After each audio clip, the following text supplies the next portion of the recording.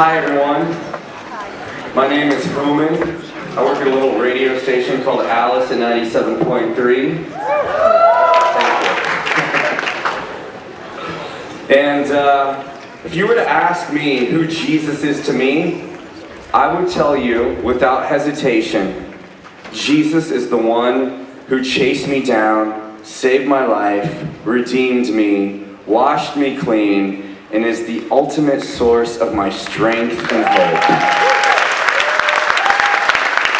I didn't know Kirk, I didn't look him up, but when Kirk and I finally sat down, Kirk didn't tell me his resume, he didn't tell me his work history, he didn't tell me his accolades.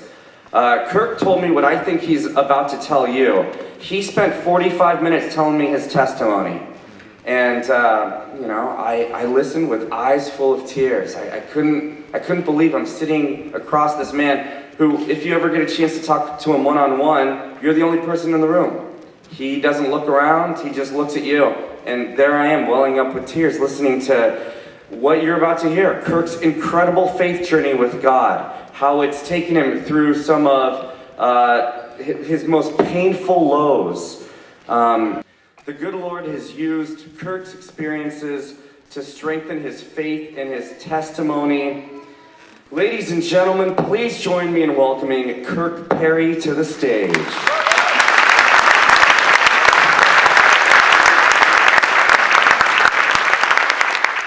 There is nothing like having a DJ introduce you on a Saturday morning.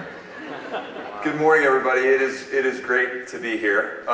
Just by show of hands, I'm going to start this off with a question for you. How many of you ever aspired to be a professional athlete? A few. Okay, a few. How many of you were professional athletes? Oh, there's a few. Okay, there are a few out there. So when I was a kid, I dreamed of being a Major League Baseball player. I grew up in Detroit, Michigan, and from the time I can remember till I was 12, and there's a reason that 12 was the stopping point for that dream, but I thought I would be a Major League Baseball player. We moved to Ohio when I was 10 years old from Detroit, Cincinnati, which is where I grew up.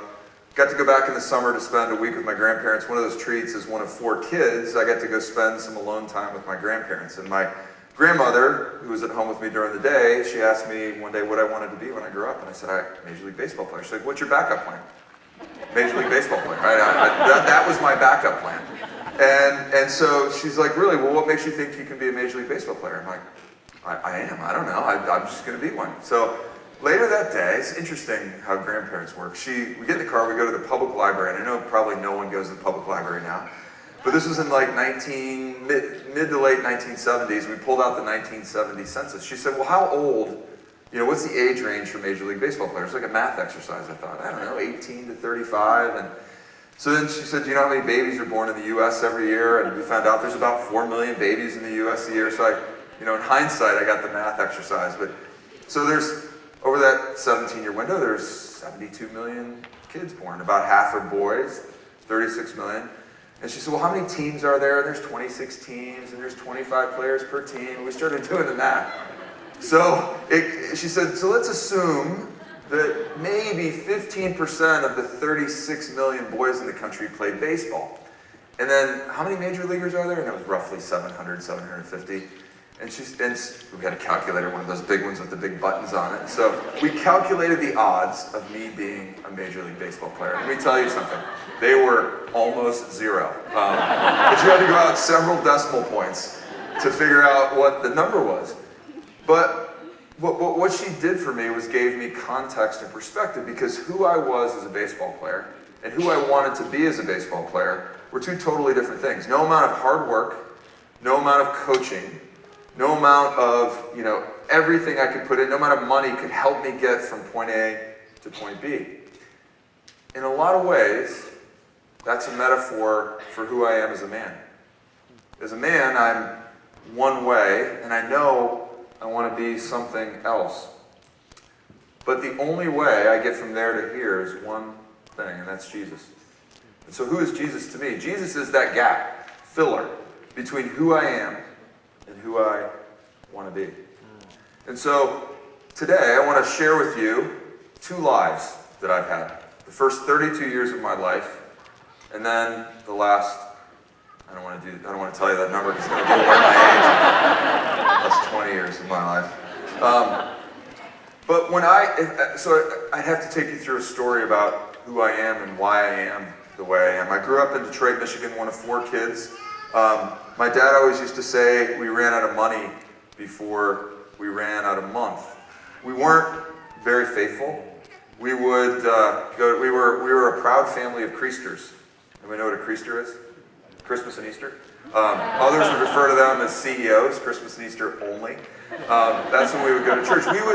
We would go to church when there was a crisis in our lives. We would go to church when there was a disaster. That's what I saw faith as. It's when something really bad goes wrong, that's when we go. That's what I viewed as church. My grandparents, a lot of people have grandparents who bring them to their faith. My grandparents never overtly talked about faith. I never remember going to church with my grandparents at all. In fact, my dad would call people who openly talked about Jesus Bible beaters or Bible thumpers. So in my mind, all of these things about who God was were formed very early by the perspective of how I grew up. We were in poverty for a time. As I mentioned, we ran out of money before we ran out of month. I remember distinctly when I was 10 years old, my grandfather, who was a director at the Ford Motor Company, my dad lost his job. My mom and dad were both blue-collar assembly workers at the Ford Motor Company, and they both lost their jobs. My dad left the state to find work. We went on welfare and aid to dependent children. And I remember my grandfather came when my dad was gone to bring us food, and he'd come in the house, and my brother and sister and I were laying on the floor watching a TV. And my kids always say, was it color? Yeah, it was color. Yeah, but they think I lived in like the Stone Ages because, I'm as old as I am. But my grandpa had brought food over this day, and I remember he came into the house, and we could see him, but he couldn't see us. And he had this look of shock that we had fallen so far, so fast. It imprinted on me as a kid, for sure. I remember when my dad found work, he actually got a job again at Ford at an assembly plant in Cincinnati, Ohio. We moved to Cincinnati. We lived in a trailer park. And that was a very humbling experience. My mom and dad both were working at this assembly plant. We were 10, 8, and 7, my brother and sister and I. And my parents would have to leave us. They worked afternoons, so we'd come home from school. They would leave to go to work at like 3 in the afternoon and work till midnight. We had a woman across the street who would make us dinner, but we were by ourselves. I mean, imagine the choices you have to make as a parent of a kid in poverty to make the choice between can I afford a babysitter or can I not afford to work? And the choices were just excruciating.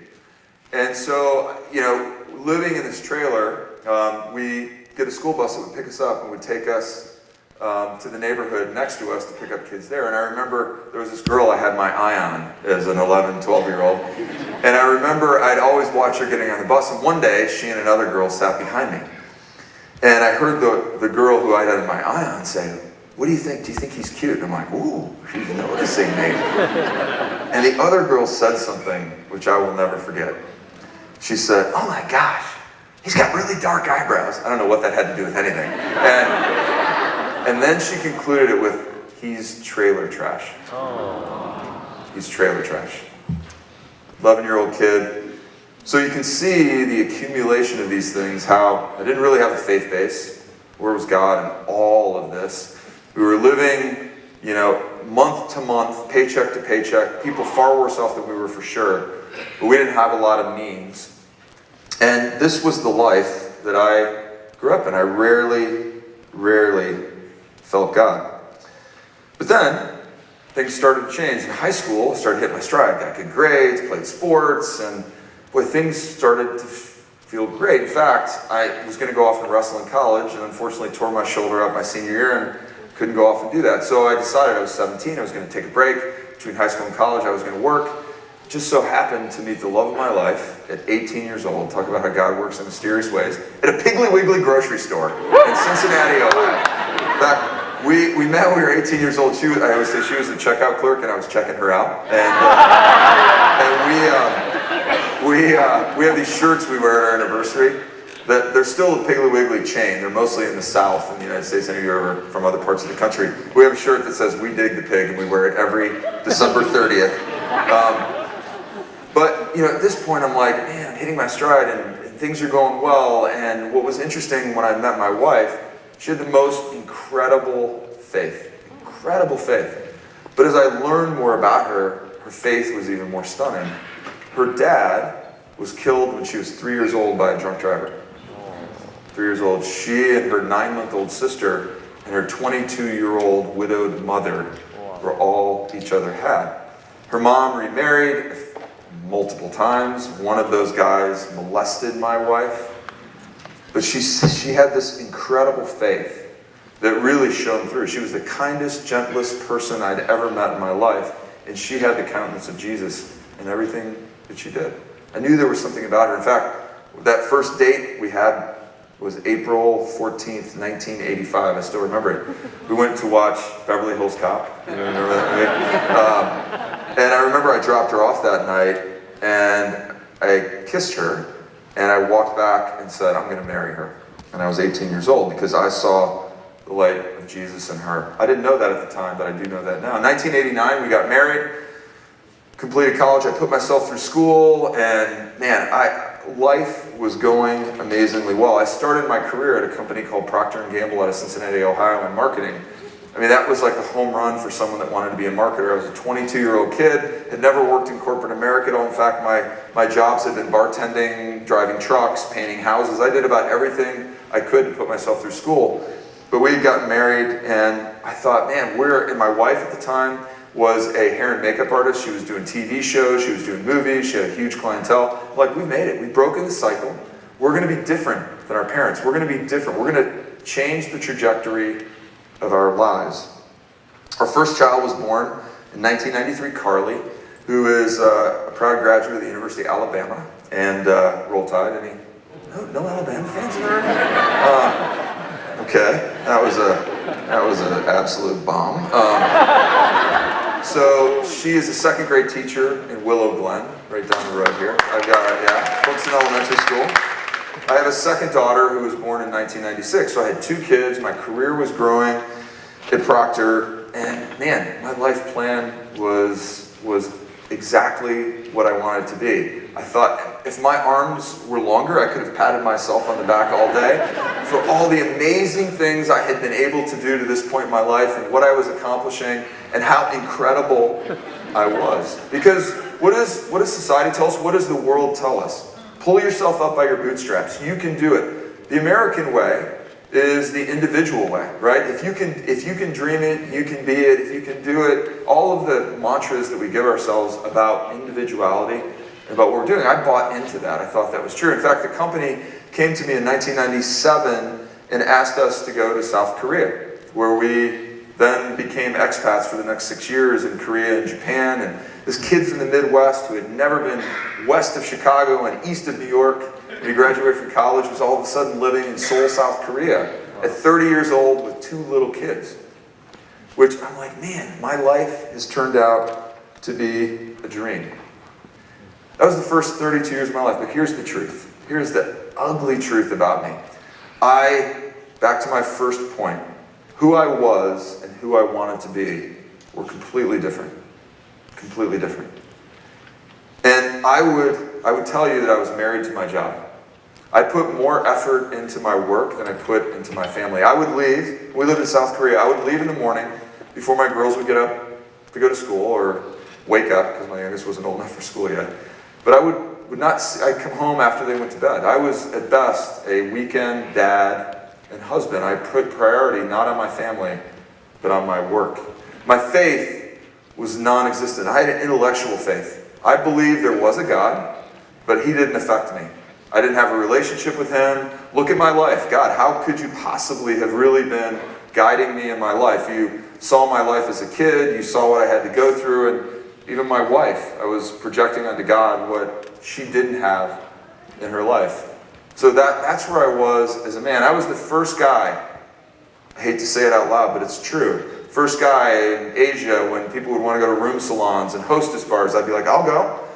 Now, I did tell my wife that I went, but what kind of a man does that? What kind of man goes to a hostess bar and a room salon with their buddies from work? It wasn't the life that God intended for me. So in the summer of 1999, when I'm so successful and everything's going well, I got one of those calls that you hate to get. I had gone back to New York City for a marketing director meeting or something, and a bunch of people were there, and I go back to my hotel. I'd forgotten something in my hotel that day. My wife was going to fly in to meet me on a Wednesday, but when I got back to the hotel one night, she called and said, yeah, Carly, my oldest, wasn't feeling well, and she was 6 years old, and she had been working and planning because we made her earn her money to pay for a camp she was going to go to this summer. And she got sick and she couldn't go. And I said, what do you mean she got sick? Well, she thinks she has the flu. And the next day, Tuesday, she called me and said she's still sick and I'm going to have to take her to the doctor. Well, that night, she called me and said he was checking her and he felt something under her rib cage. He doesn't think it's a big deal. He's going to do an ultrasound tomorrow morning. Nothing to worry about. I'm like, do I need to come home? No, don't worry about it. So the next day I'd forgotten something, gone back to the hotel, the light was blinking, and this was in 1999 before cell phones worked across country lines, and so my Korean cell phone didn't work, but I got back and the light was blinking, so my wife called me at this number. So I called her at that number that I didn't recognize in Cincinnati, there was no answer. So I called my sister-in-law, who watched Kids 3 times, no answer. I thought, well, that's weird. So then I called my in-laws, my mother-in-law picked up the phone, she heard my voice and she started crying. So my father-in-law gets on the phone, he said, I don't know how to tell you this. Carly has cancer. I was like, what? Because I was thinking, like, wait a minute, did they get in an accident? I was thinking, cancer, what do you mean cancer? I don't know anything, I just got a call from Jackie, they're going to rush her into surgery, it's pretty serious. So here I am in New York, away from anybody I love and care about. My kids and wife are in Cincinnati, Ohio, we're finding out that she has cancer, I have no idea. So I hop in a cab, and it literally, you've seen those movies where the camera like zooms in, you know, like in Psycho, where you see their eyes go, that's the way I felt at that moment. Like I was completely, I'd go to check out, and I was like, how was your stay? Was everything okay? Like, how do you respond to that? I don't remember how I responded. But here's what I remember. I went into LaGuardia Airport in the Delta terminal, and to this day I still walk by and touch this phone bank. And I walked to the phones, and I remember going and finally getting a hold of my sister-in-law, and she said, yeah, she's got a tumor on one kidney and they're going to have to remove that. They think she's got a tumor on her other kidney. They're going to have you and Jackie checked for tissue matches. They're probably going to have to open her up and give her chemo as long as they can to shrink the size of the tumor. I am in shock. I'm blubbering, I'm crying, and I'm not emotional at all. In the Bible, when it talks about Jesus weeping, I didn't know what that was until that day. I wept. So I'm on the phone, can't be longer than a minute or 2, because I'm in shock. And I turn around, and there was this woman, she was this tall to me, probably in her early 70s, didn't say a word, she looked up at me, she wiped the tears from my eyes, and she embraced me, and she hugged me in my moment of absolute need. Never said a word to me, never asked me a question, just embraced me, for a moment, for a minute. And I remember walking away, looking back and thinking, who was that? Who was that? I'm convinced, I am convinced God put her there for me that day to meet me in a moment of need. That's what angels are. That's what angels do. Angels aren't these little fat cherub babies with arrows. I think she was an angel sent that day for me, but everything I knew or thought was turned upside down. If I fast forward, what was interesting about this whole story, I could give you tons of details. I don't have time to do that today. But what was very interesting about that time, I was living in Korea. We had to go pack stuff up. The company temporarily moved us back to Cincinnati because we were going to be moving to Japan anyway. We didn't know how anything was going to turn out.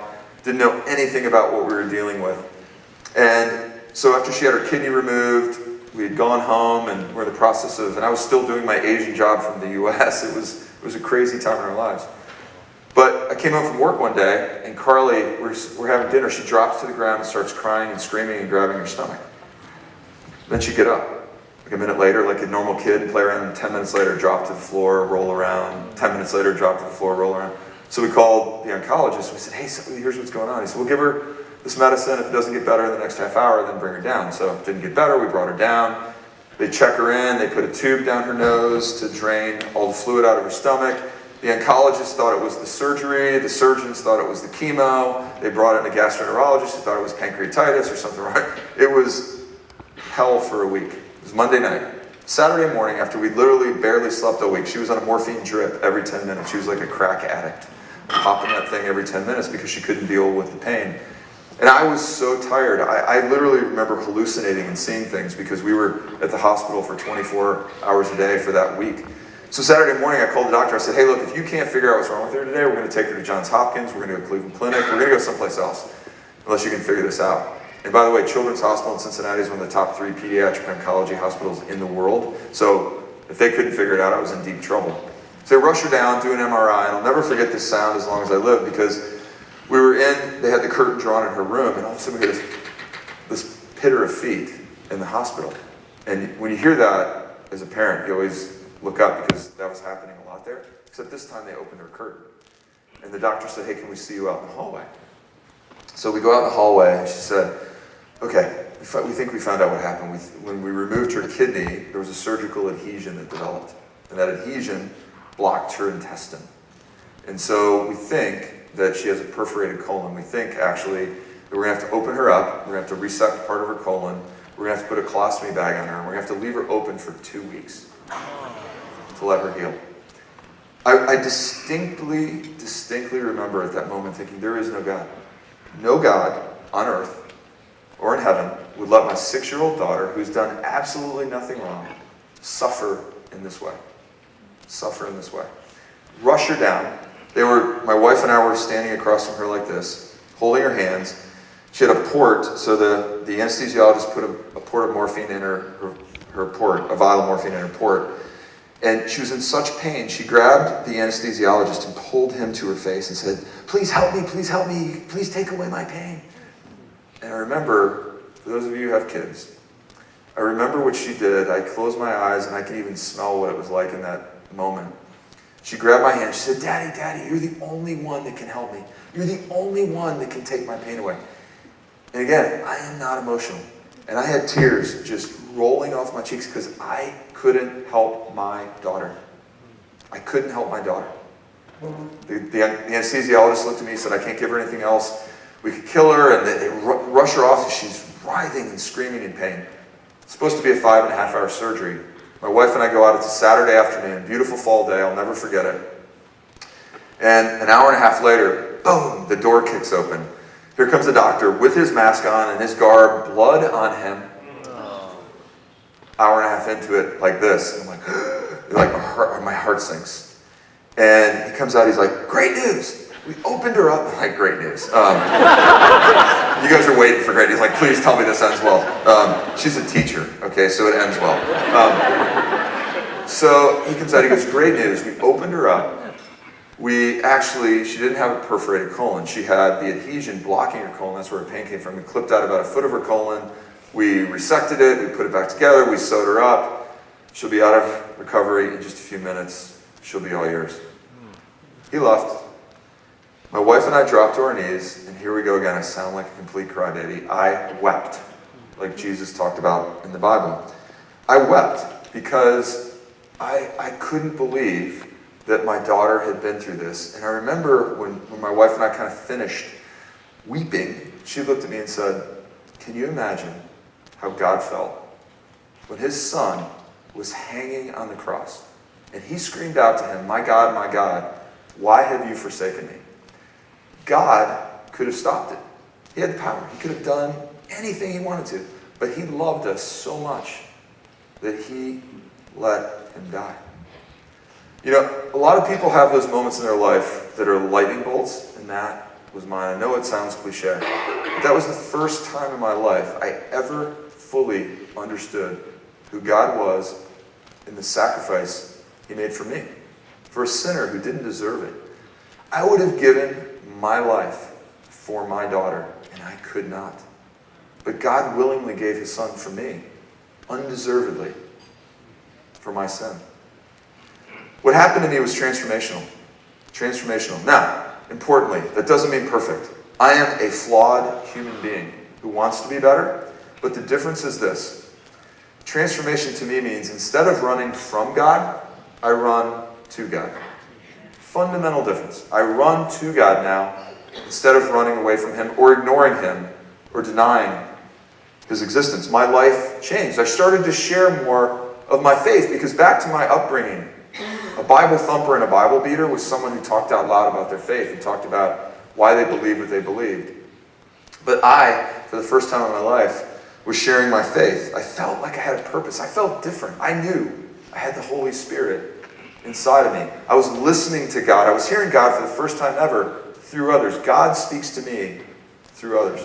And I realized that, and I started hearing him more, following his way. I couldn't have been more on fire for God. We were living in Cincinnati.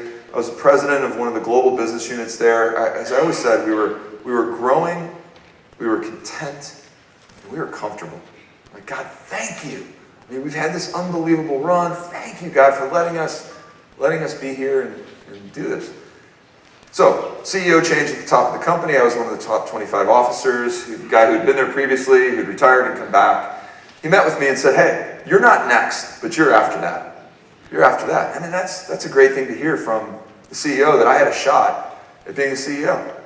But what was interesting is when I left the room, I walked out, and I had this, not uneasy feeling, but this feeling like, is this what God really wants me to do? Am I to chase this title or chase this earthly thing? Or does God have another plan for me? And as part of that discussion, he gave me, one of the board members at Procter was a guy some of you may know or heard of, named Scott Cook, who's the founder of Intuit, who happens to ironically be right next door to us at our Google campus in Mountain View.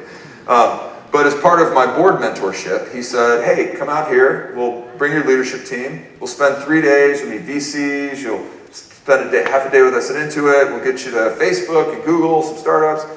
Well, the last group we met with was Google.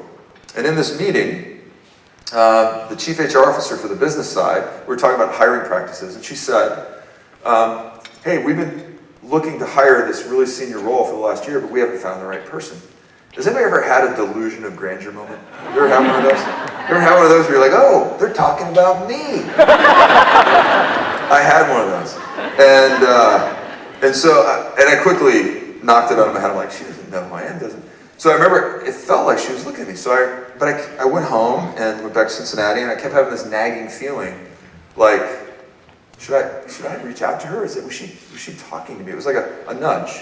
Like, you ever have those in your gut where you feel like God's trying to talk to you and push you into something? I call them God's breadcrumbs. And so I remember I was laying in bed, it was like 4 days later, and your spouse just has an amazing ability to keep you humble, for those of you who are married, right? Yeah. So we're laying in bed, and I relay this story to my wife. I'm like, I'm just having this nagging feeling, and we had this meeting, and I remember she was reading her Bible study at the time, and she had her bifocals down at the end of her nose, and she's listening to me, but she's not looking at me, because she's not amused by the whole thought of what I'm entertaining at this moment in time. So she does finally look at me, and she goes, well, I don't think she knows who you are. That was the first thing she said. Again, keeping me humble. She said, but if you feel like God is nudging you, you should reach out. So the next day, I sent her an email, thank you so much for meeting, all the niceties. At the end, I said, and by the way, you said something. If you didn't say this, please delete my email and pretend you never met me before, because that would be embarrassing and a problem if somebody else found out about this. So a couple days later, I get an email back from her saying, all the nice things. At the very end, said, we heard you were receptive, ... smiley face. So I'm like, oh crap. What do I do with this, God? Because we were happy, content, growing, all the things I just told you about. So, not going to belabor this story because this could take, I'm going to write a book about this one day. But you talk about God's breadcrumbs and what he did. So, at the point at which I was really pushing back on God because I didn't want to come here. I didn't want to come here. I'm like, yep, I'm faithful, I'll follow you, just not anywhere other than where I am right now or doing other things that I'm not doing right now. I want to stay doing what I'm doing, God, just give me that. Forgetting all the lessons of the Bible. Right? All the lessons of the Bible. Abraham, Joseph, Moses, like every person, every major figure in the Bible, God asked them to do something very uncomfortable. But I was like ignoring all that. So I had given a message at my church in Cincinnati a few weeks before this. And what was interesting about that message, I talked about my faith journey and my daughter and what had happened. And so I said, you know what, God? I'm going to show you. I'm going to show you they don't want me. So I sent my message to the chief HR officer, Laszlo at the time, and this woman who was running the business side, HR. And I said, hey guys, if this is who I am. This is who I am every day. If this is a challenge for a place like Google, I totally get it. I understand it. But I'm not one of those people that, leaves my faith covered up. I want to show who I am. I want it to be part of my everyday. So I sent it, and I didn't hear anything for a few days. I'm like, all right, we're not going to California. See, here's what God does have. He has an incredible sense of humor.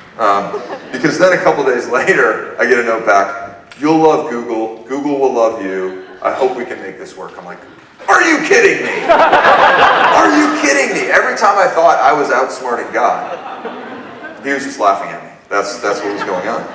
So fast forward, back and forth, I decided I'm going to follow God because a friend of mine, ironically, who Human mentioned, Jim Bechtel, was having a conversation with Jim.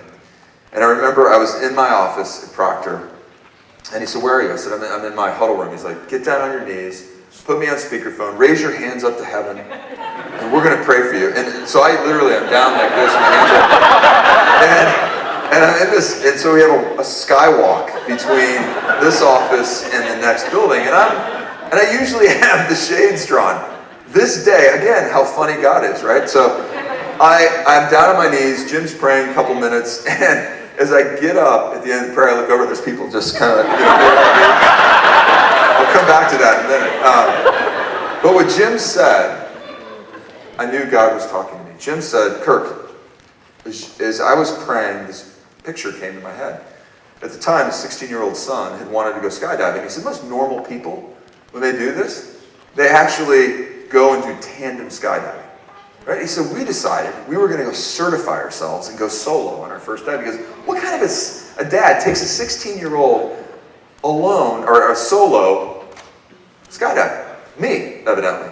He said, but what's interesting, so we do all our training, we're up, beautiful day, we're at 14,000 feet, doors open, and so he's like, come on, let's go. So he said, I grab a hold, he said, I get to the edge, and he said, I literally could not stop my knees from shaking. He said, I couldn't, and he said, jump, and I'm like, I just can't jump. And he said, Kirk, I'm holding on, and I'm so scared. I could feel my heartbeat in every point of my body. He said, I was so scared. So he said, he felt a hand on his shoulder of his 16-year-old son. He said, Dad, we've trained for this. We've prepared for this. God will be with us. Just jump. Just jump. He said, so I jumped. And he said it was the most incredible feeling I've ever had in my life. He said, Kirk, it was this leap of faith. I jumped out assuming all the training I'd had, the faith I had, would carry me through to the bottom. He said, I'd land and I get done. He said, Kirk, I can't help but think that whole picture is you right now. You're on the edge of that plane. And God is telling you to jump because he's got you. Are you going to do it? I was like, Jim, are you kidding me? So I called my wife and said, honey, we're going to California. Because my favorite scripture is Hebrews 11:1. Faith is being sure of what you hope for and certain of what you cannot see. Sure of what you hope for, but certain of what you cannot see. And that's the story of my life. So we moved out here. My first year, if I'm totally honest with you, was awful. It was awful. I left everything behind. I left my family, my friends, my faith community, all of the things I'd done with coaching, pulled my 2 youngest kids out of school to bring them out here. It was a rough transition into Google at a senior level, in a new industry, and everything was new. No church family, no friends. It was awful. So as we started to get through that first year and things started to change a little bit, I get that call that I didn't want to get from my doctor.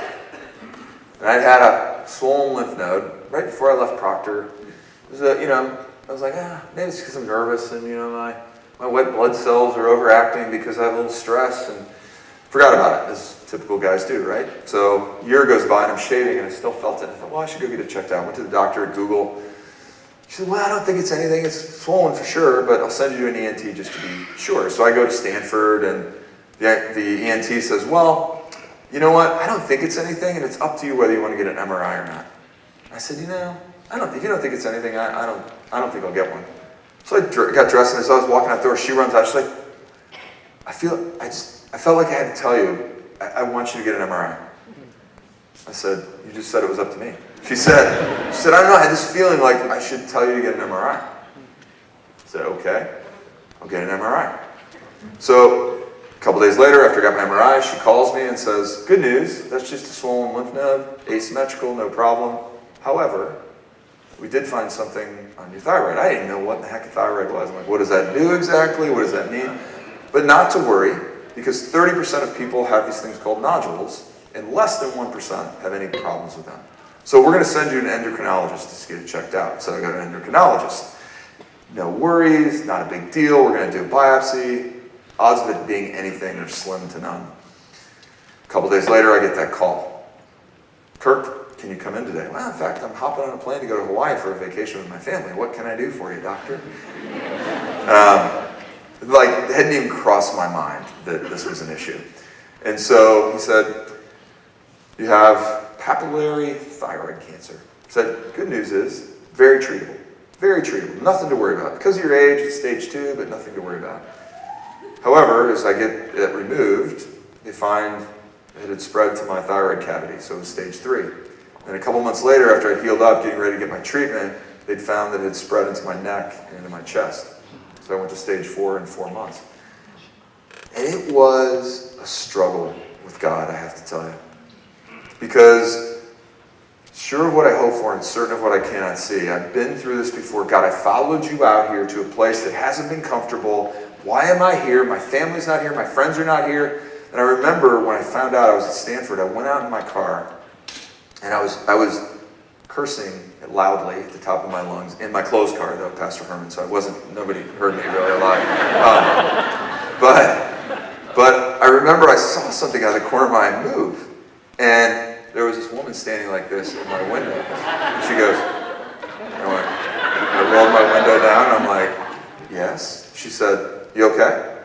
I go, yeah, I'm fine. She goes, doesn't sound like it. So one person did hear it. She said, she was a nurse. She was changing shifts. And she said, you know what, I've been doing this a long time. And she said, most of this is up here and here. She said, do you have something you believe in greater than yourself? And I said, God. She said, that's good, because God is the way you'll get through this. And again, back to the angel thing and where God puts you and all of these things. Like, how does that happen in the real world, right? Without God being a part of everything. And so, since then, I can tell you, I took the treatment, and thankfully, I'm clean 3 years later, which is, thank God that thank you, yeah. 3 years later, we've made tons of friends. I've been plugged into the faith community here. Like, God sent us here for a reason. Sent us here for a reason. And so, back to what I began this talk with. As you think about, on one side, who you are over here. And on this side, who you want to be. And you think about Jesus as part of that. He got nailed to a cross. And on the cross, he said, Father, forgive them, for they do not know what they do. But he is there to bridge that gap between who you are and who you want to be. Because what I have learned over the years, and particularly in the last 5 years since we've been here, one is, God is always with you. You just have to have your eyes open. God's always with you. You have to have your eyes open. You have to listen for him and look for his breadcrumbs. The second thing is, God cares more about your character than your comfort. There is this belief, and I had this belief. When I became a Christian, all things were going to be great and sweet and no problems. That isn't how it works. We're in a fallen world. Crap happens to us. Bad things happen to good people. People get cancer. People pass away. People get in horrible situations. Just because we're Christian doesn't mean bad things don't happen. But God redeems everything. God redeems everything. I would not be up here today if my daughter did not have cancer. I probably wouldn't be married today. I probably would be very successful in business, but have an awful family life and have things I'm not very proud of that are part of who I am. The third thing I would tell you is God never gives you more than you can handle. Every single time I've been through something significant in my life, even as I look back as a kid and think about it, God was always there with me, and he always gave me the opportunity to grow. I run marathons, and one of the things I always find remarkable is when I start training, the first weekend I run 5 miles, my long run, I'm like, no way can I run 26.2 miles. And then when you actually run it, you're like, oh, this is a piece of cake. I can't believe I was worried about 5 miles and 26.2. But your body builds resistance through difficulty. Right? That's what training is, and that's what God does for us. He doesn't give us anything we can't handle. And the last thing I would tell you is God always has a better plan for us than we have for ourselves. As I look at my life, as I look at the arc of my life, and where Jesus is there, and where I was, and where I want to be, and Him bridging that for me, He's had an incredible plan. My problem is, I'm stubborn, I think I have a better plan, and I always want to challenge Him on that. And when I've let Him guide me, when I've let Him tell me what it is He wants me to do, that's when my life has been the absolute best. So thank you guys very much. God bless. Have a great rest of the day.